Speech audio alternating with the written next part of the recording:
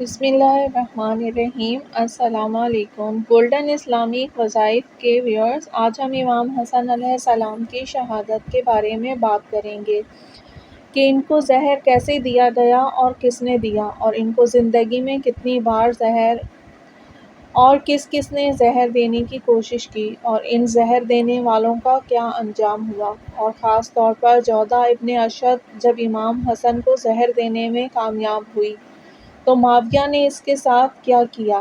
امام حسن علیہ السلام مصالحہ معاویہ کے بعد مدینہ میں مستقل طور پر قیام پذیر ہو گئے تھے کہ آپ کو اطلاع ملی کہ بصرہ میں رہنے والے محبان علی کے اوپر چند اوباشوں نے شنجون مار کر ان کے 38 آدمی ہلاک کر دیے ہیں۔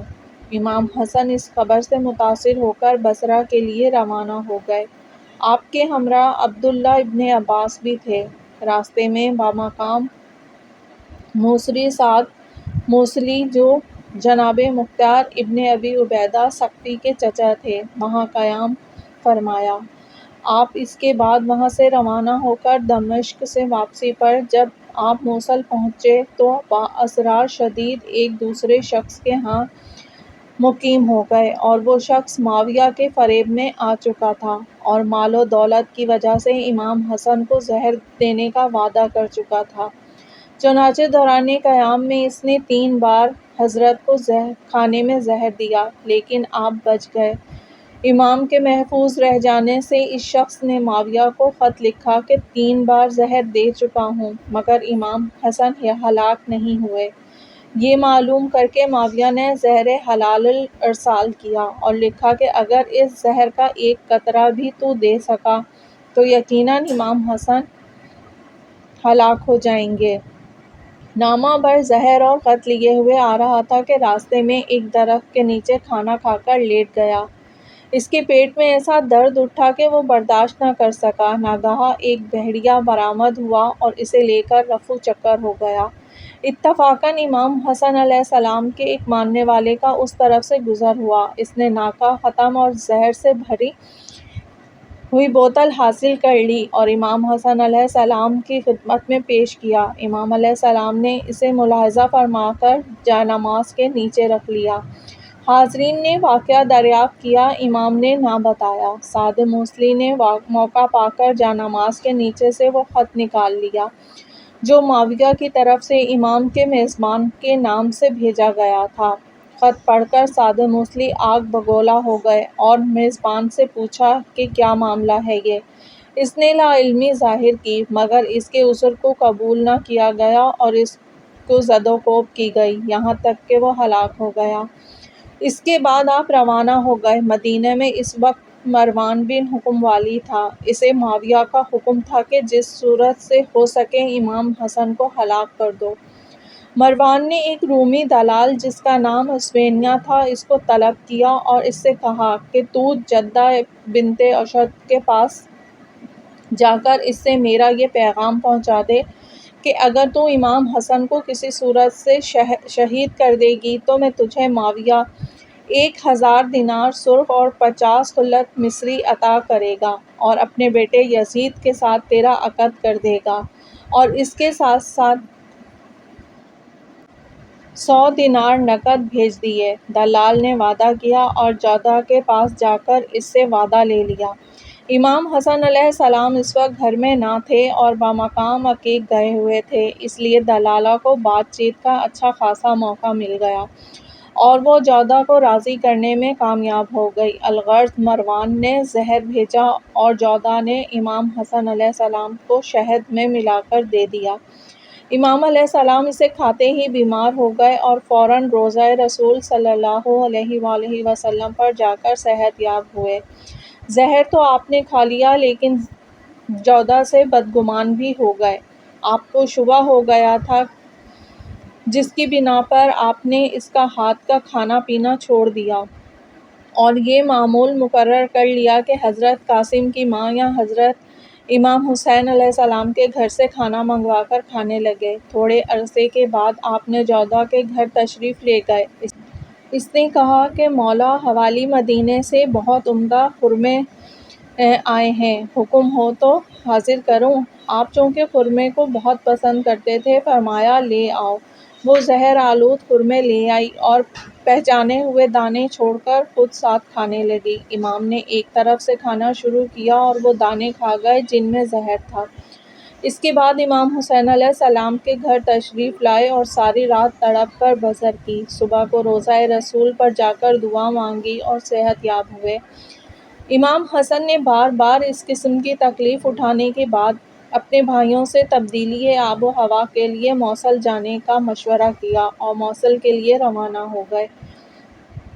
آپ کے ہمراہ حضرت عباس علیہ السلام اور چند خواصان بھی گئے۔ ابھی وہاں چند یوم نہ گزرے تھے کہ شام سے ایک نابینا بھیج دیا گیا اور اسے ایک ایسا عصا دیا گیا جس کے نیچے لوہا لگا ہوا تھا جو زہر میں بھجا ہوا تھا۔ اس نابینا نے موصل پہنچ کر امام حسن کے دوست داران میں سے اپنے کو ظاہر کیا اور موقع پا کر ان کے پیر میں اپنے عصا کی نوک چبھو دی۔ زہر جسم میں دوڑ گیا اور آپ علیل ہو گئے۔ جراح علاج کے لیے بلایا گیا۔ اس نے علاج شروع کیا۔ نابینا زخم لگا کر روپوش ہو گیا تھا۔ 14 دن کے بعد جب 15ویں دن وہ نکل کر شام کی طرف روانہ ہوا تو حضرت عباس علمدار کی نظر اس پر جا پڑی۔ آپ نے اس سے عصا چھین کر اس کے سر پر اس زور سے مارا کہ سر شگافتہ ہو گیا اور وہ اپنے کیفر و کردار تک پہنچ گیا۔ چند دنوں بعد حضرت امام حسن علیہ السلام مدینہ منورہ واپس تشریف لے گئے۔ مدینہ منورہ میں آپ ایام حیات گزار رہے تھے کہ اسمینیہ دلالہ نے پھر بادشاہ مروان جادہ سے سلسلہ جموائی شروع کر دی اور زہر حلال سے دے کر امام حسن کا کام تمام کرنے کی خواہش کی، لیکن موقع نہ پا سکی۔ بالآخر شب بست و 8 صفر سنہ 50 کو وہ اس جگہ جا پہنچی جس مقام پر امام حسن علیہ السلام سو رہے تھے۔ آپ کے قریب حضرت زینب اور ام کلثوم سلام اللہ علیہا سو رہی تھیں اور آپ کی کنیزیں بھی محو خواب تھیں۔ جودہ اس پانی میں زہر حلال ملا کر خاموشی سے واپس آئی جو امام حسن کے سرہانے رکھا ہوا تھا۔ اس کی واپسی کی تھوڑی دیر بعد ہی امام حسن کی آنکھ کھلی۔ آپ نے جناب زینب کو آواز دی اور کہا، اے بہن، میں نے ابھی ابھی اپنے نانا، اپنے پدر بزرگوار اور اپنی مادر گرامی کو خواب میں دیکھا ہے۔ وہ فرماتے تھے کہ اے حسن، تم کل رات ہمارے پاس ہوگے۔ اس کے بعد آپ نے وضو کے لیے پانی مانگا اور خود اپنا ہاتھ بڑھا کر سرہانے سے پانی لیا اور پانی پی کر فرمایا، اے بہن زینب، یہ کیسا پانی ہے جس نے میرے حلق سے ناف تک ٹکڑے ٹکڑے کر دیا ہے۔ اس کے بعد امام حسین علیہ السلام کو اطلاع دی گئی۔ وہ آئے، دونوں بھائی بغل ہو کر محو گریہ ہو گئے۔ اس کے بعد امام حسین نے چاہا کہ ایک کوزہ پانی خود پی کر امام حسن کے ساتھ نانا کے پاس پہنچے۔ امام حسن نے پانی کے برتن کو زمین پر پٹک دیا، وہ چور چور ہو گیا۔ جس زمین پر پانی گرا تھا وہ ابلنے لگی تھی۔ الغرض تھوڑی دیر کے بعد امام حسن کو خون کی قے آنے لگی۔ آپ کے جگر کے 70 ٹکڑے طشت میں آ گئے۔ اب زمین پر تڑپنے لگے۔ جب دن چڑھا تو آپ نے امام حسین علیہ السلام سے پوچھا کہ میرے چہرے کا رنگ کیسا ہے؟ کہا، سبز ہے۔ آپ نے فرمایا کہ حدیث معراج کا یہی تقاضا ہے۔ لوگوں نے پوچھا، مولا، حدیث معراج کیا ہے؟ فرمایا کہ شب معراج میرے نانا نے آسمان پر 2 قصر، ایک زمرد کا اور ایک یاقوت سرخ کا دیکھا۔ تو پوچھا کہ اے جبرائیل علیہ السلام، یہ دونوں قصر کس کے لیے ہیں؟ انہوں نے عرض کی، ایک حسن کے لیے، دوسرا حسین کے لیے۔ پوچھا، دونوں کے رنگ میں فرق کیوں ہے؟ کہا، حسن زہر سے شہید ہوں گے اور حسین تلوار سے شہادت پائیں گے۔ یہ کہہ کر آپ حسین سے لپٹ گئے اور دونوں بھائی رونے لگے اور آپ کے ساتھ وہ در و دیوار بھی رونے لگے۔ آپ کے بعد آپ نے جادہ سے کہا، افسوس، تو نے بڑی بے وفائی کی، لیکن یاد رکھ کہ تو نے جس مقصد کے لیے ایسا کیا ہے اس میں کامیاب نہ ہوگی۔ اس کے بعد آپ نے امام حسین اور بہنوں سے کچھ وصیتیں کی اور آنکھیں بند فرما لیں۔ پھر تھوڑی دیر کے بعد آنکھ کھول کر فرمایا، اے حسین، میرے بال بچے تمہارے سپرد ہیں۔ پھر بند فرما کر نانا کی خدمت میں پہنچ گئے۔ اِنَّا لِلَّهِ وَإِنَّا إِلَيْهِ راجعون۔